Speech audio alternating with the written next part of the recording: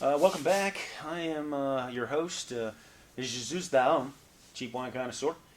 Today, we are going to be reviewing a wine from South Africa. We are on site, ladies and gentlemen, at the Petite wineries in South Africa. And this wine is called Petite.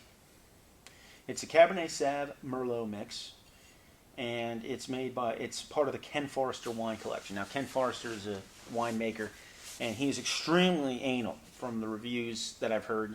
I mean, he's not here right now, so we can't interview him, but if he was, I'd love to. He is very, very particular about his wines. And this little ditty is actually pretty good for the price. It's not great, but it's not horrible for the price. $8.99, generally speaking. And for that, it's an organic wine. It doesn't have the label, but they're all about the natural at Ken Forrester Vineyards, and it's very good for the money. And I'm not a Merlot fan. This is a Merlot Cab mix. It actually goes fairly well.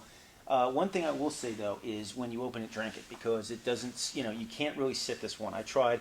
I drank a little bit and let it sit for a while, and it just kind of got kind of weak. I mean, it's cheap, so it's probably doesn't. It's not that they mass produce it, but they probably get it out rather quickly, so it doesn't get to sit as long. And that's probably why it's mixed too, because the Merlot gives it a little bit of an added boost to it, in a sense. It is 67%, I think, Cab, and 33% Merlot. Again, this is the 2012 bottle, so it's quite young, and but it's not bad for the money. $8.99, can't go wrong. Not a bad table wine. Chet suggested. Ken Forrester wines, again, they've got a good name behind them because Ken Forrester is extremely anal, like I mentioned before. Everything has to be perfect. But so that's that wine, Petite. Let's get on to reviews. Okay, today I wanted to review Disturbia, and that stars Shia Lebouf. Okay, and it was in 2007. I just seen it. And I must say, it is a great movie. It's got some pretty cool elements in it. Supposedly, I think it was inspired by Rear View, an Alfred Hitchcock film. And it has, of course, Shia Lebouf, David Morse, and Sarah Romer, who's from The Grudge. Those are the three main that I think you'll recognize. David Morse is a great actor. I've seen him in many different flicks. He never does main roles normally, but he does whatever he does a great job. And this one is no different. He does a good job in this as the crazy neighbor that Lebouf's character lives next to. Grab the sugar, please. And so the story goes, Lebouf raised his kid. He's a rebellious kid. There's this tragic accident.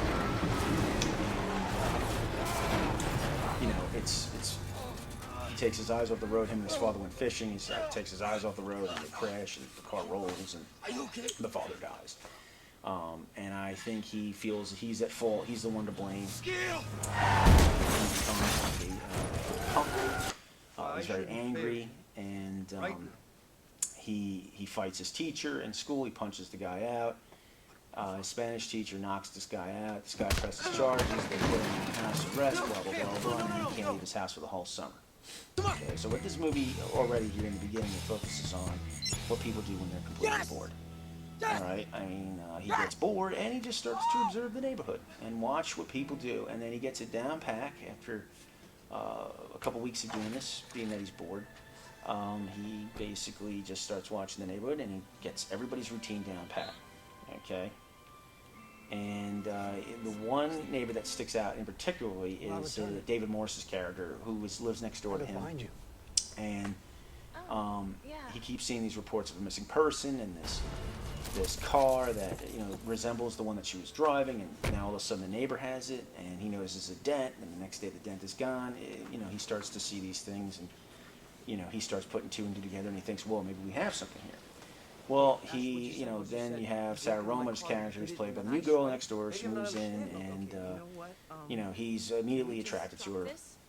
I mean, I don't know. To me, she's pretty basic, but He's immediately attracted to her. They become friends, you know, and they start investigating this guy, and you know, lo and behold, things start coming up, and I don't want to ruin it for you, but there's some pretty cool scenes that get you on your toes, and I recommend it. I really do. It is readily accessible on Netflix. Google Plus has it, and I would recommend streaming it, watching it. Great characters. Lebouf he does pretty well in this movie, I have to admit. Soundtrack's pretty cool, not a bad soundtrack, and they put the scenery together well. They pieced it well. It was definitely pieced together well. And once again, you know, David Morse plays a great role, and he's very consistent in his role. So I recommend it. Disturbia came out in 2007, and so my recommendation: get yourself a bottle of Petite, $8.99, and get yourself some chocolate and whatever you like. I prefer Hershey's with almonds. $1.79. So now you're at just below 10. Then you get your movie for $3 off of Google Plus or wherever you like to get movies. You maybe even get it cheaper than $2.99, and you got yourself a movie night for under 15 bucks. All right, so until next time, this is Jesus the Home signing off from Petite Wineries in South Africa. See you again.